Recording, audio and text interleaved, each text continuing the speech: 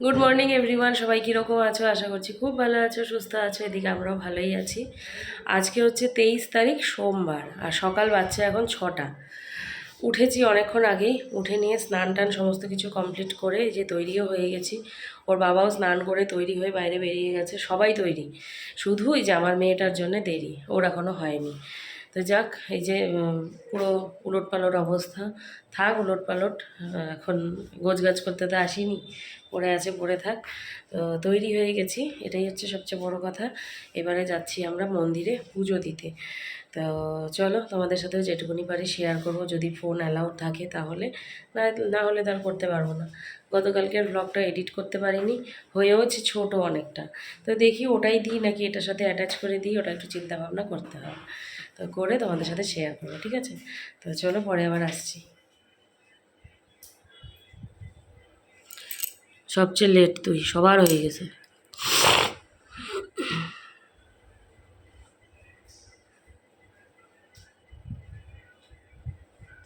চল দেখি, এদিকে তাকাও একটু।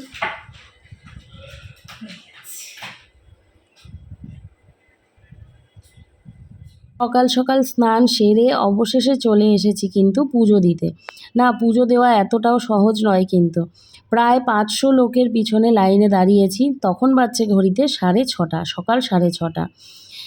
না, অন্যরকম লাইনও ছিল, যেখান থেকে আমাদের বারবার করে বলা হচ্ছিল 300 টাকা পার হেড বা 500 টাকা আমাদের নাকি ভিআইপি লাইনে ঢুকিয়ে দেবে, আমাদের তাড়াতাড়ি পুজো হয়ে যাবে। তো সেক্ষেত্রে আমরা কেউই কিন্তু রাজি হইনি। ভেবেছি যে না, এতগুলো মানুষ যখন পুজো দিতে পারছে, লাইন যখন এগোচ্ছে একটু একটু করে, তো আমরাও এগিয়ে যাব কখনো না কখনো। সবাই তো আর ভিআইপি লাইনে দাঁড়ায় না, সবাই তো আর ভিআইপির মতো পুজো দেয় না। 4 ঘন্টা পর অবশেষে পুজো দিতে পেরেছি।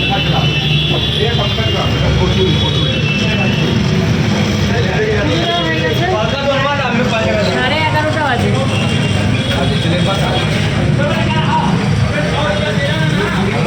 সকাল 6:30 লাইনে দাঁড়িয়েছি, এখন কনস্ট্যান্ট দাঁড়িয়েই আছি 5 ঘন্টা। খেয়ে নি।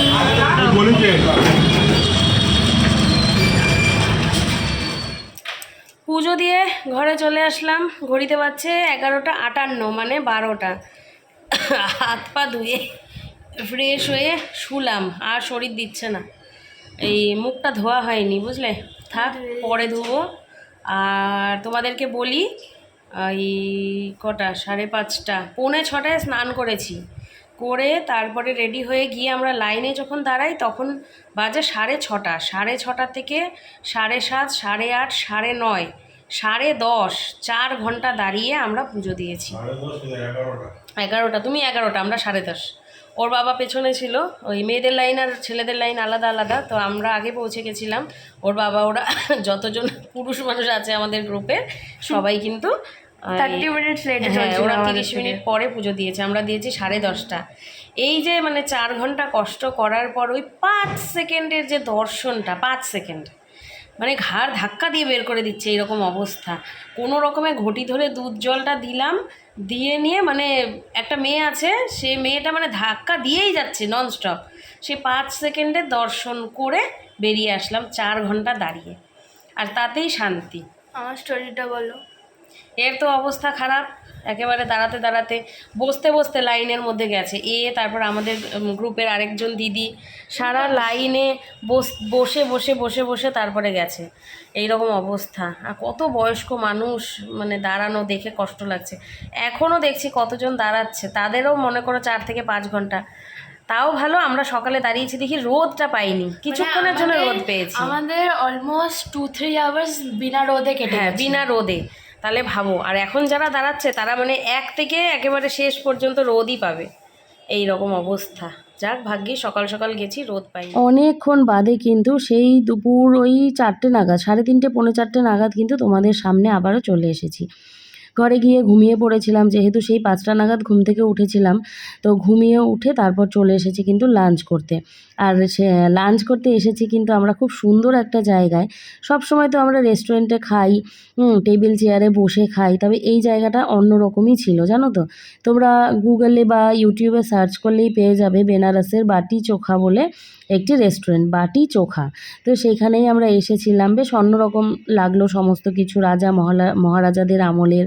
এই দেখো এখানে পালকি রয়েছে, তারপর এখানে ওই যে বড় বড় সিন্দুক ধরনের আছে। তো বেশ সুন্দর ছিল জিনিসগুলো আর কি। খাবার দাবারও ভালো ছিল, বলবো না খারাপ ছিল, একটু পরেই তোমাদের দেখাচ্ছি। এই যে নিচে বসে যে মানুষগুলো খাচ্ছে, তারা উঠে গেলেই কিন্তু ওই টেবিলগুলোই আমাদের বুক করা রয়েছে।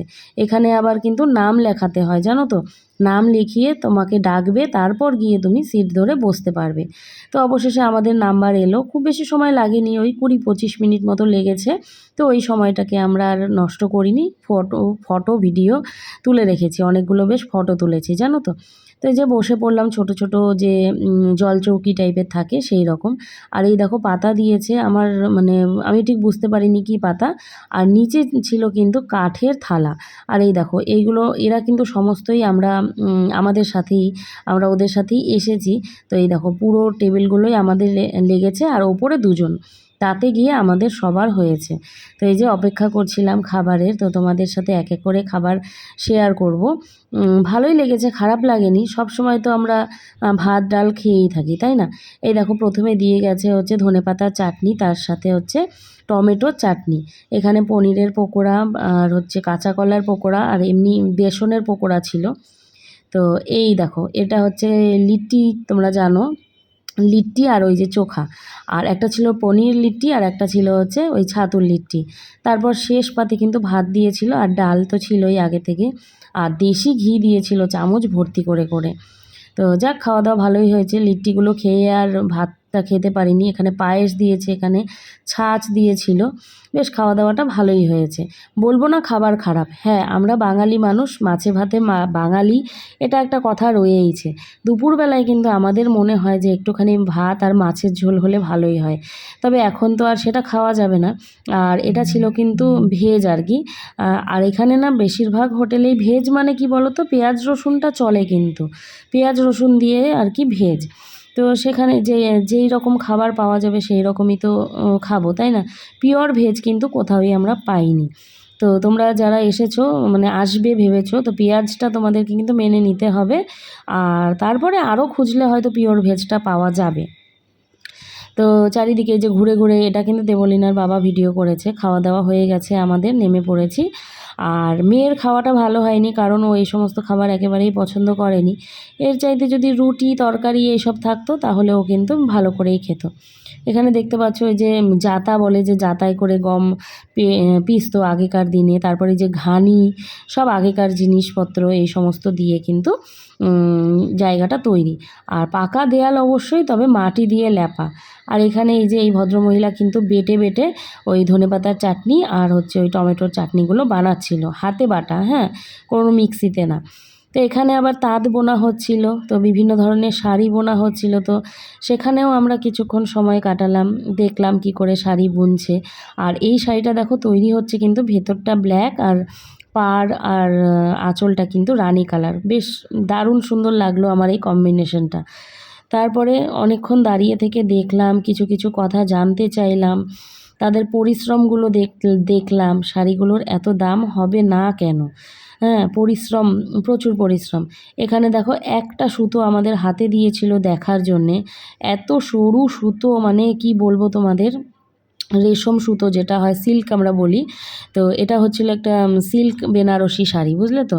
এই শাড়ির দাম কম করে 20,000-25,000 টাকার মতো হবে, উনি যেটা বললেন আর কি।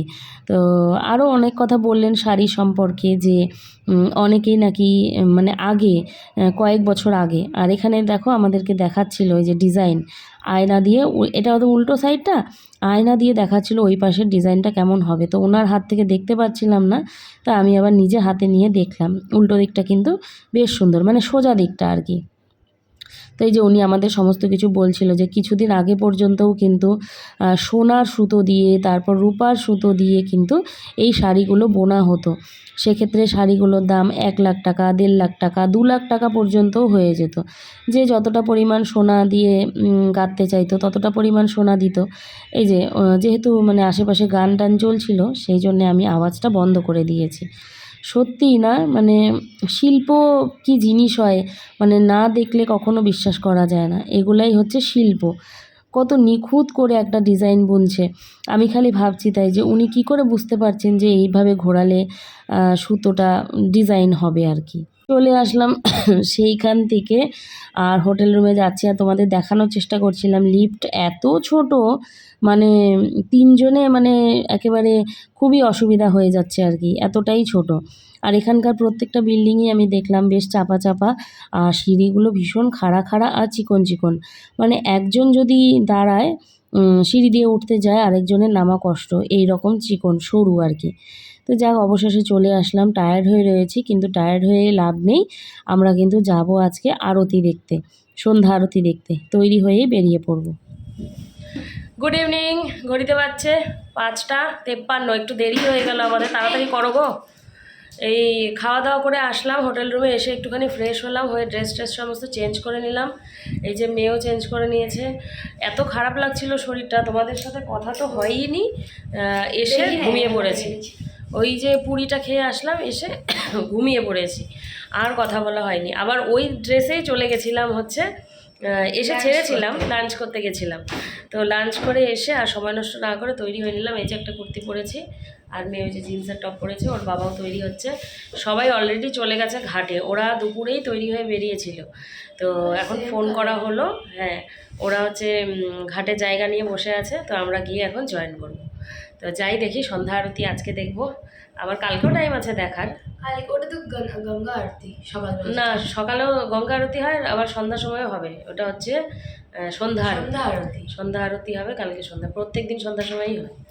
তো যাই, তোমরা বলেছো যে বুলটি তোমার ব্লগ থেকে আরতি দেখবো, তো তোমাদের যেটুকু পারি আমি সেটুকুনি দেখাবো। যদিও এডিট করতে পারছি না, তো পরে আমি একটা একটা করে এডিট করে দিয়ে দেবো। কি লাগবে? তো আসছি, দাঁড়াও। তো হাঁটতে হাঁটতে বেরিয়েই পড়লাম, আর এখানে তো কোনো রকম টোটো চলে না এই রাস্তাগুলোতে, তো সেই জন্য হেঁটে যাওয়া ছাড়া অন্য কিন্তু কোনো উপায় নেই। তোমরা বলেছিলে সন্ধ্যা আরতি দেখাতে, এই দেখো আমরা সামনের দিকে জায়গা পেয়েছি, কারণ ওই দাদা ওরা তো আগে এসেছিলো, এসে কিন্তু আমাদের জন্য জায়গা রেখে দিয়েছিল, এসে দাঁড়িয়ে পড়েছি।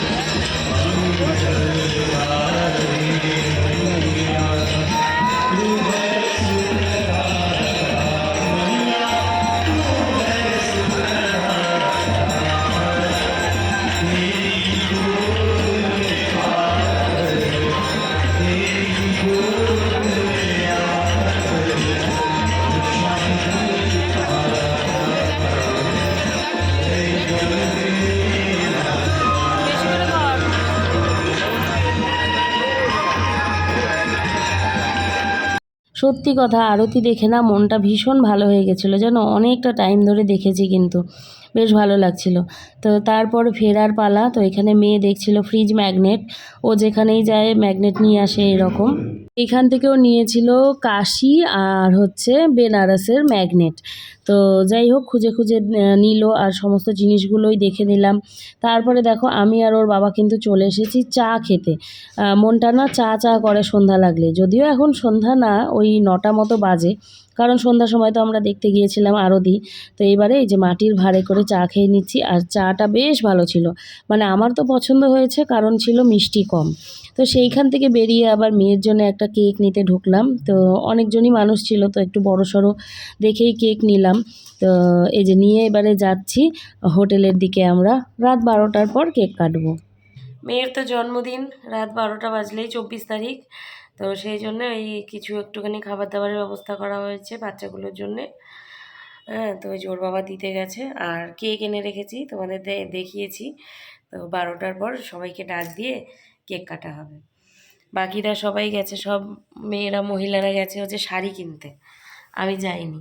মেয়ে আমাকে কতবার করে বলছে, মা তুমি একটা শাড়ি কেনো, একটা শাড়ি কেনো, বেনারসি বেনারসি কিনবে হয়তো।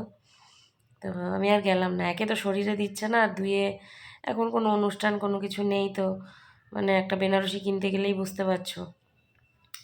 তো সেই জন্য আর নিলাম না। আর তাছাড়া বেনারসি না নেওয়ার আমার আরও একটা কারণ আছে, যেটা তোমাদেরকে পরে বলবো। আমি বেনারসি ভেবেছি আমি এই জীবনে বেনারসি পরবো না, কিন্তু মেয়েরও আবার জেদ যে মাকেও বেনারসি পরাবেই।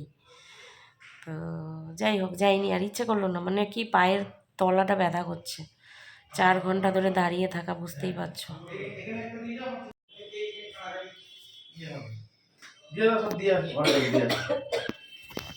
কোথায় আছে? সব দিয়ে আসি, নাহলে এক জায়গায় নোংরা করবে, সব উৎপাত করবে। দরজার ঘরে খেয়ে নিক, শেষে বসে করবে। কেক কাটার সময় ডাকবে। হ্যাঁ হ্যাঁ হ্যাঁ। দাঁড়িয়ে পড় ভিতরে, চলে যাও। আর একটু চেপে যা, মানুষ চেপে যা। হ্যাঁ, লেডিস পাশে বসে যা, তুই একটু ভিতরে ঢুকে যা। আমি এক কথা ভিতরে ঢুকে যা। হ্যাঁ হ্যাঁ। ওই কেকটা চল নে কাটতে বল। আরে চলো না, ওই দেখ রেডি হবে। কি করবি? আরে একটু লাইটটা জ্বালাতে। হ্যাঁ, আমার লাইটটা বন্ধ করো না। নাহলে কপিরাইট ফোনটা তো কি করবি? কেন? আরে বললেছে।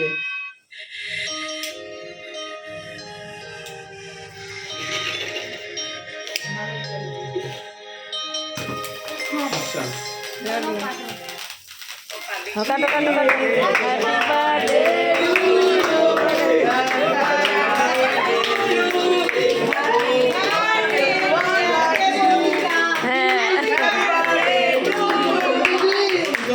আরে আরে মোমবাতিটা নিবা। বাবা রে, নে বাবাকে খাই দে, আমাকে খাই দে।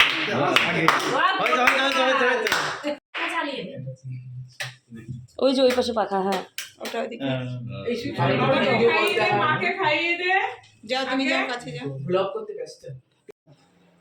তারপরে না টিস্যু পেপার দিয়ে কুইক করে মুছে ফেললে ঠিক আছে। বিষয়টা আছে না, যেটা ওকে সুন্দর আসলে মুখে বসে দাও। বিট্টু অনেক আস্তে করে আস্তে মাটি করে দিচ্ছে। মুছে ফেল, কিছু হবে না। কেসা লাগে? এটাই আনন্দ। নাহলে হলো হ্যাপি বার্থডে। হ্যাঁ, বলবো না হ্যাপি বার্থডে। এরা আছে হলো হ্যাঁ, আরে 15। আরে নামটা কেটে গেল। এই যে দেখি বাবা, চুলের বেনুনি করে দিলাম, যেটা এখন রোজই করে থাকি, না হলে ভালো লাগে না, জট হয়ে যায়। আজকে আমার দেবলীনা, তোমাদের দেবলীনার জন্মদিন। তোমাদের সবার প্রিয় দেবলীনার জন্মদিন আজকে। তোমরা সবাই ওকে অনেক আশীর্বাদ করো, ও যেন সুস্থ থাকে, আর হচ্ছে কি বলবো, ভালো থাকে, আর হচ্ছে যেরকম এখন ভালো আছে সেরকমই থাকে, মায়ের সাথে ভালো ব্যবহার করে, তাই না বাবা? সবচেয়ে বড় কথা, ও যেন সুস্থ থাকে আর ভালো মানুষ হয়, এটাও বলবো। কারো ক্ষতি যেন না করে, ওর দ্বারায় যেন কারো ক্ষতি না হয়, আমি এটাই চাই। তো তোমরা সবাই ওকে আশীর্বাদ করো, এটাই, ও যেন ভালো সুস্থ থাকে, যেটা বললাম। তো চলো এই ব্লগটাকে শেষ করার টাইম হয়ে গেল। আর আজকের ব্লগের বা আজকের দিনের বেস্ট পার্ট যেটা ছিল সেটা হচ্ছে পুজো দেওয়া। সবচেয়ে ভালো হয়েছে কি বলো তো, আজকে সোমবার, চৈত্র মাস আমরা জানি বাবার মাস। তো খুব ভালো হয়েছে আজকের দিনে পুজোটা দিয়ে। আর তারপর আবার আজকে আমার মেয়ের জন্মদিন, মানে 23 তারিখে আমরা পুজো দিয়েছি, তো এখন তো 24 তারিখ পড়েই গেছে, 24শে মার্চ ওর জন্মদিন। তো এই হলো কথা। তো সবাইকে ডেকে সবার সাথে কেক টেক কাটা হলো, বেশ ভালো লাগলো, আনন্দ হলো। তো বেনারসে এসে একটু তো যাই হোক, চলো এই ব্লগ এখানেই শেষ করছি। সবাই তোমরা খুব ভালো থেকো, সুস্থ থেকো। আর ব্লগ ভালো লাগলে লাইক কমেন্ট শেয়ার করো। যারা নতুন বন্ধু আছো তারা চ্যানেলটিকে সাবস্ক্রাইব করে নিও। আর আজকের মতো tata, good night happy birthday to from me from Benares. From Benares. Bye. Tata. দেখি কালকে কি করি, কোথায় যাই সেটা তোমাদের পরে জানাবো, ঠিক আছে? এখনও ঠিকঠাক হয়নি। চলো টাটা। Ta-da!